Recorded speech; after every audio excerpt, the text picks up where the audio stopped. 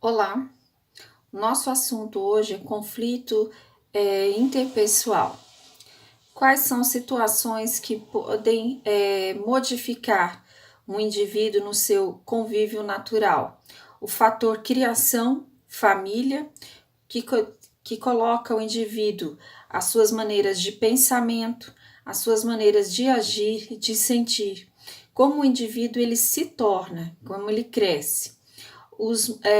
São momentos passados também, nos determinam como será o nosso hoje. Situações que aconteceram muitas das vezes no nosso passado nos traz traumas que podem vir a interferir na nossa vida futura, e isso pode ser, se não houver um tratamento ou algum recurso, pode ser até quando nós vivermos. Por exemplo, se um acidente você não se tratou, não se cuidou, ou esse acidente teve sequelas, você pode sim ter se tornado uma pessoa com deficiência motora. Cada indivíduo, a gente tem que considerar, dentro dos conflitos interpessoal, que ele é único. Nenhum indivíduo é parecido com o outro. A gente pode ter semelhanças, mas cada indivíduo, ele é único. Dentro dos conflitos interpessoal, nós temos duas situações, que é a autonomia e a liberdade. O que é autonomia? É a capacidade que o próprio ser humano tem de se governar. E a liberdade é a capacidade de agir por si mesmo, independente.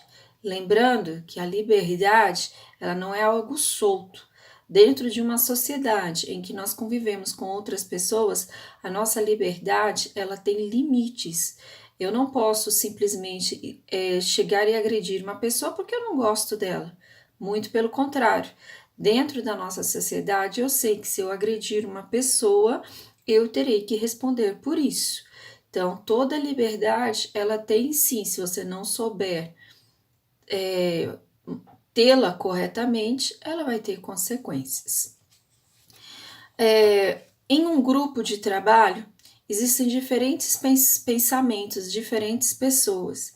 Cada pessoa está com seus conflitos, com as suas diferenças, com as suas histórias negativas, com as suas histórias positivas, com o seu viver, com as diferenças e com seus conflitos de opinião.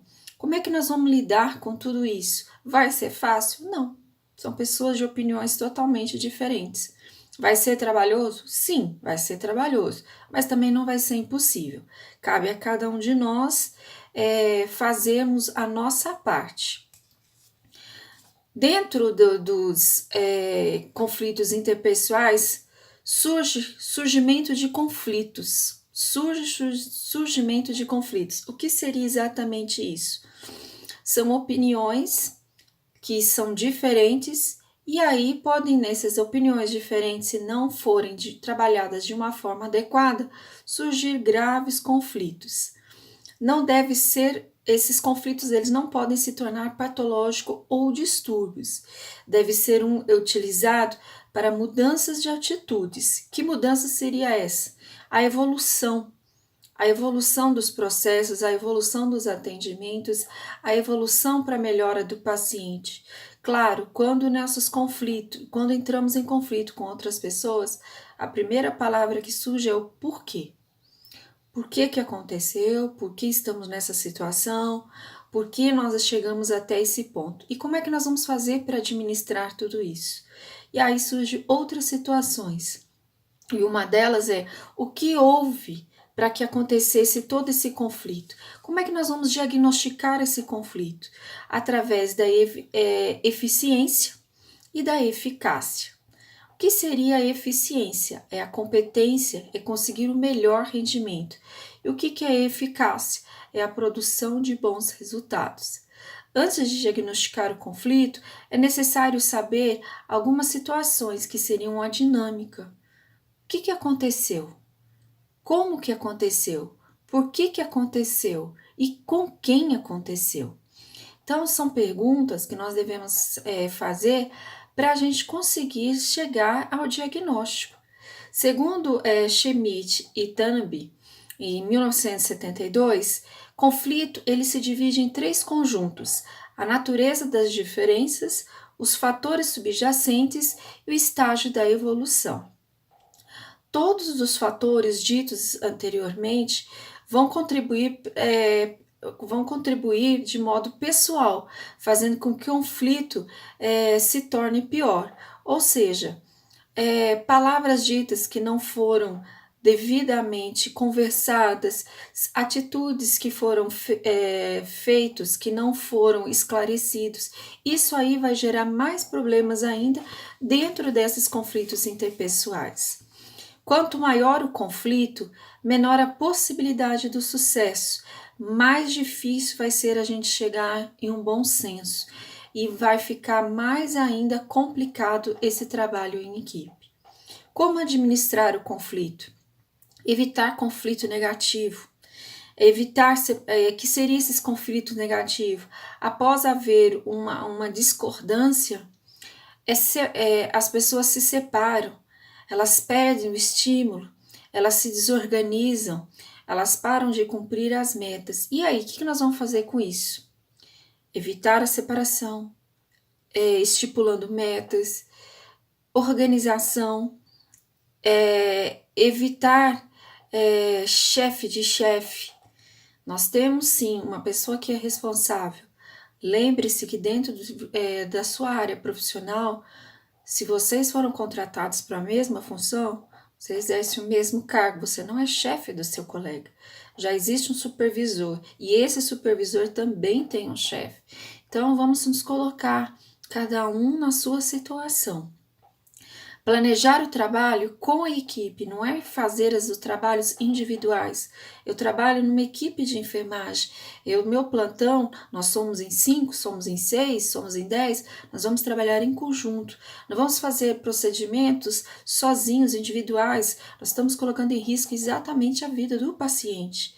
Fazer manobras, procedimentos em pacientes, dependendo da manobra, que se precisa 3, 4 pessoas, por que eu vou fazer individual? Porque eu estou em conflito com meu colega? Isso não pode existir. Os meus conflitos não podem levar eu a ter problemas ou até dificuldade de relacionamento. E evitar dizer, eu sou assim mesmo, as pessoas têm que me entender do jeito que eu sou, eu nasci desse jeito, eu não vou mudar, eu sou burro velho, que às vezes a gente escuta esse termo que eu acho assim totalmente antitécnico, lembrando que nós estamos trabalhando como profissionais técnicos, então nós vamos tomar as nossas atitudes de profissionais técnicos, ok? E reprimir, e situações também como nós vamos reprimir esse conflito, é manter as diferenças no controle. Por o fato de eu não gostar de um profissional ou não gostar de um colega, não significa que eu tenha que exatamente colocar isso como prioridade. Eu posso não gostar das pessoas, mas enquanto local de trabalho eu tenho por obrigação de respeitar. Então, o trabalho não pode ser prejudicado, manter a cooperação. Mesmo aquela pessoa que eu não gosto, ela precisa de ajuda, eu vou ali estar auxiliando no serviço. Casos conflitos piorem, cabe ao supervisor, ao líder, punição. Ah, mas punição? Sim. A punição, tanto que dentro dos protocolos das instituições existe a punição. Se houver necessidade, sim, cabe punição. Que tipo de punição? Suspensão, advertência ou até mesmo a demissão, se caso venha a ser muito prejudicial. Confrontar os agentes de conflitos, mostrar a transparência dos pontos de divergência. Não é simplesmente impor, é mostrar por que eu tenho essa tal opinião. Analisar a situação como um todo. Às vezes a minha opinião ela é minha, eu estou querendo que seja para o meu trabalho. E a equipe? Como é que vai ser? A equipe vai conseguir viver dentro das mudanças que eu acho correta? Não? Então não vai dar certo. Porque nós trabalhamos em equipe, cada um tem a sua opinião, cada um tem sua sugestão, cada um tem a sua forma de trabalho. E manter um ambiente de conflito sem gerar mais conflitos. Sintomas do conflito. Frustração. O fato de, às vezes, não concordarem com vocês gera uma frustração muito grande. E aí? Por causa dessa minha frustração, pode acontecer que os meus anseios serão bloqueados. Aí o que vai acontecer? Uma desmotivação, uma apatia, uma frustração, uma busca pela explicação como forma de alívio, conflitos constantes, até mesmo pessoais, e vai gerar uma guerra. Hoje perde, hoje ganha. Hoje perde, hoje ganha. Então, o tempo inteiro vai ficar nesses conflitos. Essas situações de conflitos vai causar desgaste em toda a equipe, vai causar desligamento, insatisfação, individualidade, que é o pior de todas as situações. Isso vai ser totalmente destrutivo para toda a equipe, ok? Todo trabalho em equipe ou todo trabalho em grupo, existe críticas, isso é uma coisa totalmente natural. Administrar essa situação cabe a todos os envolvidos. Mudanças sempre vão existir, sempre ocorre. Então, qual que é a primeira situação de mudanças? É viver a mudança. Primeiro, eu tenho que viver para saber o que está certo e o que está errado. Enquanto eu não viver toda a situação, não dá para mim já chegar julgando, já falando, criticando. Eu não vivi ela ainda. E depois, a sua opinião que você viveu essa situação, aí sim ela vai ser válida. Aí você vai conseguir pensar de outras maneiras. Então, primeiro, vamos tentar viver a situação dentro do local de trabalho, dentro da situação de dia a dia, para depois a gente ter opinião concreta de cada coisa que está acontecendo, ok? Aguardo vocês para a próxima aula.